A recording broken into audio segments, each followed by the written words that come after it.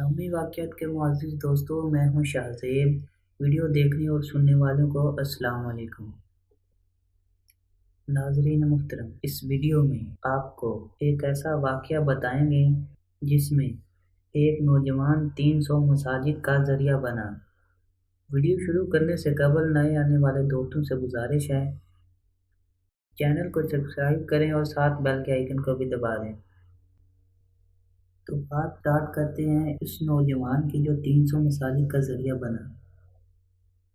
اس دفعہ میں حج پر گیا تو اٹلی سے ایک نوجوان آیا ہوا تھا۔ عرب حضرت حسن رضی اللہ تعالیٰ عنہ کی اولاد میں سے مراکش کا رہنے والا، مجبوری کی وجہ سے اٹلی میں رہنا پڑ گیا۔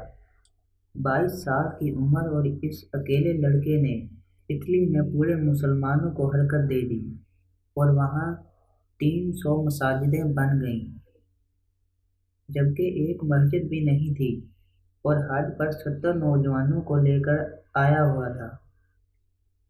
اتنی طاقت اللہ تعالیٰ نے مسلمان نوجوان میں رکھی ہے۔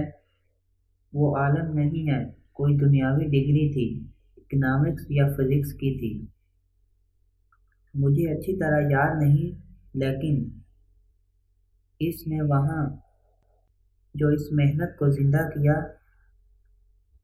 پورے اٹلی میں 300 مساجد کا ذریعہ بن گیا اور ہزاروں نوجوانوں کی توبہ کا ذریعہ بن گیا۔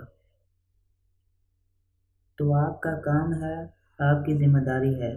میں یہ نہیں کہتا کہ تبلیغی جماعت کے ممبر بن جاؤ، نہ کسی جماعت کی دعوت دے رہا ہوں کہ میں اور آپ اللہ اور اس کے رسول صلی اللہ علیہ وآلہ وسلم کے غلام بن جائیں اور اس کی غلامی کو آگے لوگوں میں پھیلانے والے بنیں۔